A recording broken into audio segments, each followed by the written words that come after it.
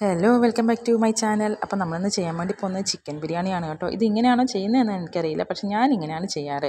1/2 kilo chicken കഴുകി വൃത്തിയാക്കി എടുത്തിട്ടുണ്ട്. അതിലേക്ക് ആവശ്യത്തിന് ഉപ്പിട്ട് കൊടുക്കുന്നു. അതായത് ഇത് കറി പീസിന് വാങ്ങിയ ചിക്കനാണ് കേട്ടോ, അതുകൊണ്ടാണ് ഇത്ര ചെറിയ പീസ്, ബിരിയാണിയാണെന്ന് വെച്ചിട്ടല്ല. ഇനി അതിലേക്ക് നമ്മൾ കുറച്ച് മഞ്ഞൾപ്പൊടി ഇട്ട് കൊടുക്കുന്നു, നമ്മുടെ കണക്കനുസരിച്ച്. പിന്നെ നമ്മൾ അതിലേക്ക് ഇട്ട് കൊടുക്കുന്നത് മുളക് പൊടിയാണ്. ഇത് മൂന്നും മാത്രമേ നമ്മൾ ഇട്ട് കൊടുക്കുന്നുള്ളൂ. നമ്മൾ നോർമൽ ചിക്കൻ പൊരിക്കുമ്പോൾ എന്തൊക്കെയോ സാധനങ്ങൾ ചേർക്കാറുണ്ട്, അതൊന്നും ഇതിൽ ചേർക്കുന്നില്ല. ജസ്റ്റ് ഫ്രൈ ചെയ്തെടുക്കുക, അത്രമാത്രം നമ്മുടെ ലക്ഷ്യമുള്ളൂ. ഇനി നമുക്കിതിനെ ഒന്ന് കുഴച്ചെടുക്കാം. അപ്പോൾ ഇത് കുറച്ച് ആരൂസിന് പെട്ടെന്ന് ബിരിയാണി വേണം എന്ന് പറഞ്ഞിട്ട് പെട്ടെന്ന് തട്ടിക്കൂട്ട് ബിരിയാണി ആക്കിയതാണ് കേട്ടോ. അപ്പോൾ നമ്മളിത് നല്ല സെറ്റപ്പാക്കി കുഴച്ച് വെച്ചിട്ടുണ്ട്. നമുക്കിതിനെ നല്ല എണ്ണയിലേക്ക് ഇട്ട് അങ്ങ് ഡ്രൈ ആക്കി എടുക്കണം, പൊരിച്ചെടുക്കണം. അപ്പോൾ ഞാനിവിടെ ചീനച്ചട്ടി ചൂടാകാൻ വെച്ചിട്ടുണ്ട്, അതിന് ശേഷമാണ് ഞാൻ പറയുന്നത് കേട്ടോ. അപ്പോൾ ചീനച്ചട്ടി നന്നായിട്ട് ചൂടായി വന്നിട്ടുണ്ട്. നമുക്കിനി ഇതിലേക്ക് ആവശ്യത്തിന് എണ്ണ ഒഴിച്ച് കൊടുക്കാൻ മാറിപ്പോയി. അപ്പോൾ ഞാനിതിൽ എപ്പോഴും ഞാൻ ഫ്രൈ ചെയ്യുന്ന സമയത്ത് എണ്ണ അധികം ഒഴിച്ച് കൊടുക്കാറില്ല കേട്ടോ.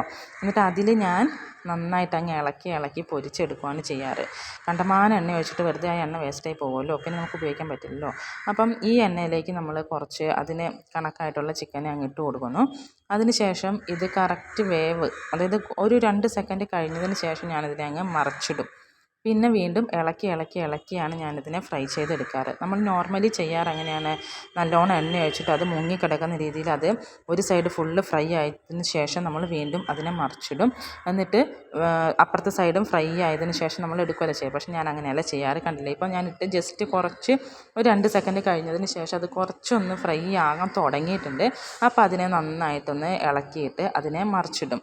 എന്നിട്ട് 2 സെക്കൻഡ് വീണ്ടും വയ്ക്കും. അതിന് ശേഷം നല്ലോണം ഇളക്കി കൊടുത്തിട്ട് അതിനെ എല്ലാ സൈഡും ഒരേ രീതിയിൽ മൂപ്പിച്ചെടുക്കും. അപ്പോൾ അങ്ങനെ ചെയ്യുന്ന സമയത്ത് എന്താണ് ഒരു ഗുണം എന്ന് വെച്ചാൽ, അത് എന്താ പറയുക, കണക്കിന് നമുക്ക് മൂത്ത് കിട്ടും.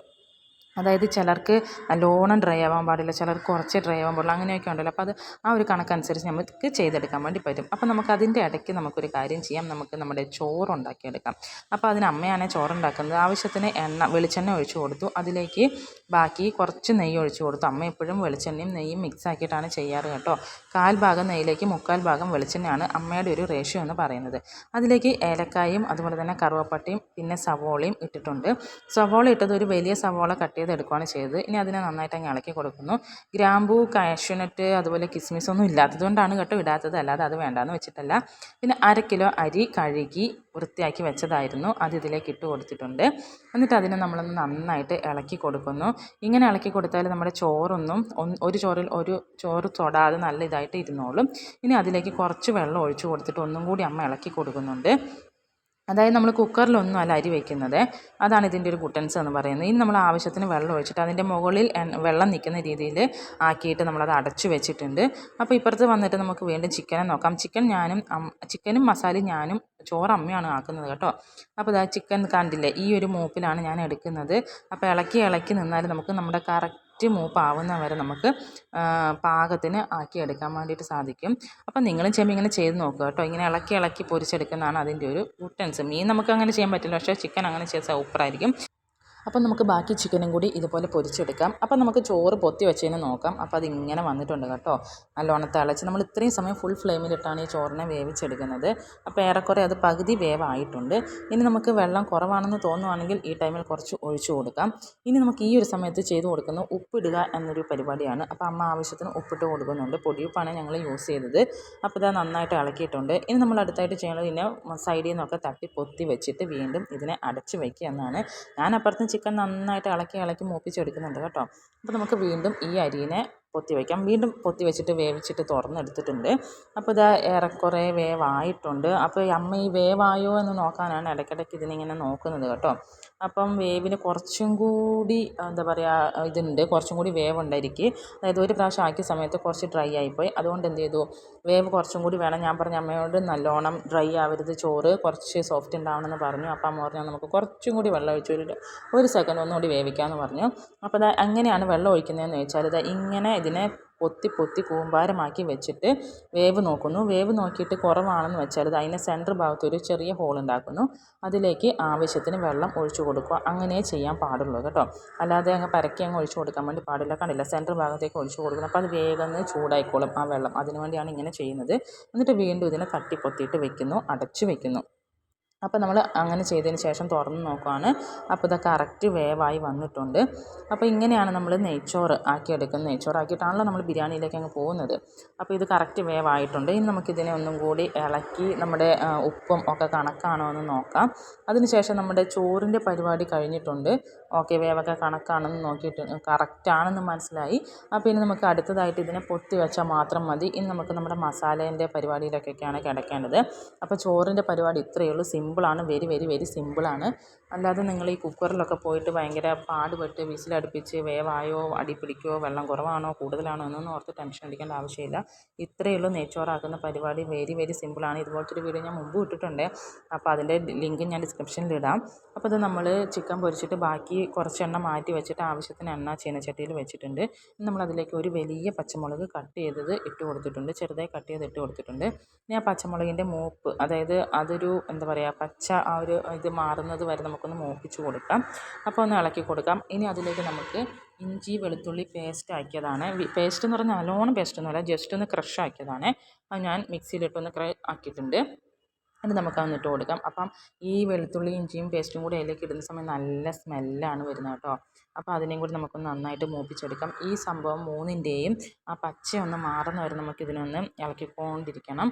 ഇനി നമുക്ക് ഇതിലേക്ക് അടുത്തതായിട്ട് ഇടാനുള്ളതെന്ന് പറഞ്ഞാൽ നമ്മുടെ സവോളയാണ്. സവോള ഞാൻ എടുത്തിരിക്കുന്ന ഒരു 4 സവോള, മീഡിയം സൈസിലുള്ള 4 സവോള എടുത്തിട്ടുണ്ട്. അതിനെ ഞാൻ നീളത്തിൽ നൈസായിട്ട് കട്ട് ചെയ്ത് വെച്ചതാണ്. അപ്പോൾ അത് നമ്മളിതിലേക്ക് ഇട്ട് കൊടുക്കുന്നു. ഇനി നമുക്ക് ഇതിലേക്ക് ആവശ്യത്തിന് ഉപ്പ് ചേർത്ത് കൊടുക്കാം. ഇതൊന്ന് പെട്ടെന്ന് വഴന്ന് കിട്ടാൻ വേണ്ടിയിട്ട് നമുക്കിതിലേക്ക് ആവശ്യത്തിന് ഉപ്പ് ചേർത്ത് കൊടുക്കാം.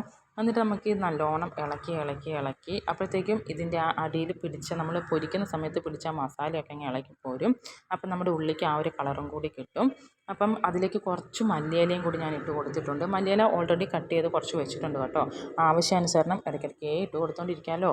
അപ്പം ഇതിനെ നന്നായിട്ട് ഇളക്കി കൊടുക്കുന്നു. അടിയിൽ പിടിച്ച മസാലയൊക്കെ ഇപ്പം തന്നെ ഇങ്ങ് പോരും. നമുക്കതിലേക്ക് കുറച്ച് തക്കാളിയും കൂടി ഇട്ട് കൊടുക്കാം.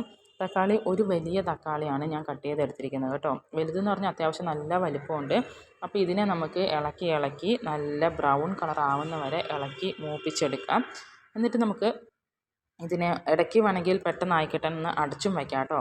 അപ്പോൾ അടച്ചു വെച്ചാൽ പെട്ടെന്ന് ഈ ഉള്ളി ഒന്ന് വാടിക്കിട്ടിയാൽ പിന്നെ നമുക്ക് ബ്രൗൺ കളറിലേക്ക് വേഗം തന്നെ എത്താം. അല്ലാതെ ഫുൾ ടൈം ഇങ്ങനെ ഇളക്കി ഇരിക്കേണ്ട ആവശ്യമില്ല. അപ്പോൾ ഏകദേശം ഇത് നല്ല ബ്രൗൺ കളറായി വന്നിട്ടുണ്ട്.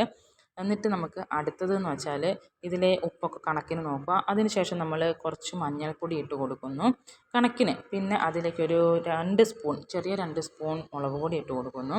പിന്നെ നമ്മുടെ ചിക്കൻ മസാലയാണ് ഞാനിവിടെ യൂസ് ചെയ്യുന്നത്. അത് ഈ ഒരു ടീസ്പൂണിന് നമ്മളൊരു 2 ടീസ്പൂൺ ഇട്ട് കൊടുക്കുന്നു. അതായത് വലിയൊരു സ്പൂണിന് തന്നെ 2 ടീസ്പൂണാണ് ഇട്ട് കൊടുക്കുന്നത്. അതായത് ബിരിയാണി മസാല ഇല്ലാത്തതുകൊണ്ട് ഞാൻ ചിക്കൻ മസാല വെച്ചിട്ട് അങ്ങ് അഡ്ജസ്റ്റ് ചെയ്തു. പക്ഷേ ഇങ്ങനെ ചെയ്താലും നല്ല ടേസ്റ്റാണ് കേട്ടോ. ഇനി നമുക്കിതിന് നന്നായിട്ട് ഇളക്കി മിക്സ് ആക്കി കൊടുക്കാം, ചൂടാക്കി എടുക്കാം. പിന്നെ ഇതിലേക്ക് നമ്മൾ ചേർക്കുന്നത് ടൊമാറ്റോ സോസാണ്. ടൊമാറ്റോ സോസ് എന്ന് പറഞ്ഞാൽ അതിന് പ്രത്യേകം അളവ് ഞാൻ പറയുന്നില്ല. നമ്മുടെ കണക്കനുസരിച്ചിട്ട്, അതായത് ഈ ഒരു മസാല ഒന്ന് കുഴഞ്ഞിരിക്കുന്ന കണക്കിന് ചേർത്ത് കൊടുക്കുന്നു. വേറെ എന്തൊക്കെയൊക്കെ ഇതിലേക്ക് ചേർക്കാറുണ്ടോ എന്ന് ലീഗലി എനിക്കറിയത്തില്ല. പക്ഷേ ഞാനിങ്ങനെയൊക്കെയാണ് കേട്ടോ ചെയ്യാറ്. പക്ഷേ നല്ല ടേസ്റ്റായിരിക്കും. അപ്പോൾ ടൊമാറ്റോ സോസും കൂടി ചേർത്തതിന് ശേഷം നന്നായിട്ടൊന്ന് ഇളക്കി മിക്സ് ആക്കി കൊടുക്കുന്നു.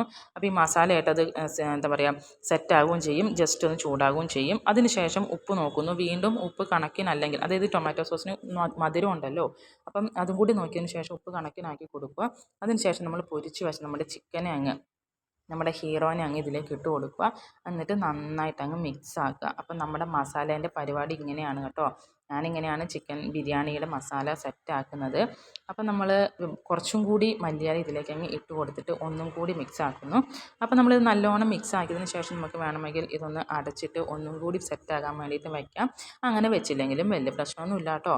അപ്പോൾ ഇതിനെ നമുക്കിനി അടച്ച് വെച്ചു. അപ്പം നമ്മുടെ ബിരിയാണി മസാല സെറ്റായിട്ടുണ്ട്. ഇനി ഞാനിത് ചോറുമായിട്ട് മിക്സ് ചെയ്യാറില്ല കേട്ടോ. എനിക്കത് ഇഷ്ടമല്ല.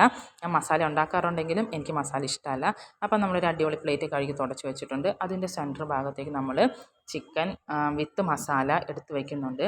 അപ്പോൾ എനിക്ക് മസാല ഇഷ്ടമല്ല എന്നേ ഉള്ളൂ. പക്ഷേ ഞാൻ ചിക്കൻ പീസ് മാത്രമേ കഴിക്കാറുള്ളൂ കേട്ടോ ബിരിയാണീൻ്റെ കൂടെ. അതുകൊണ്ടാണ് ഞാനിത് ചോറുമായിട്ട് മിക്സ് ആക്കാത്തത്. അപ്പം ഇത് കുട്ടന് വേണ്ടിയിട്ടാണ് ആദ്യം എടുത്ത് വയ്ക്കുന്നത് കേട്ടോ. ആരൂസ് അവിടെ വന്ന് കുഴപ്പമാക്കുന്നുണ്ട്, വേഗം താ വിശക്കുന്നു എന്നും പറഞ്ഞിട്ട്. അപ്പോൾ ഇനി നമുക്ക് അടുത്തതായിട്ട് ഇതിൻ്റെ മുകളിലേക്ക് നമ്മുടെ ചോറ് ഇട്ട് കൊടുക്കാം. അപ്പോൾ മിക്സ് ആക്കേണ്ടവർക്ക് ഇത് രണ്ടും കൂടി മിക്സ് ആക്കാം കേട്ടോ. എനിക്ക് ഇഷ്ടമല്ലാത്തതുകൊണ്ടാണ് ഞാനങ്ങനെ ചെയ്യുന്നത്. നമ്മളിതിൻ്റെ മുകളിലേക്ക് ചോറ് ഇങ്ങനെ ഇട്ടിട്ട് നല്ലോണം തട്ടിപ്പൊത്തി വയ്ക്കുന്നു. അതാണല്ലോ അതിൻ്റെ ഒരു ഭംഗി എന്ന് പറയുന്നത്.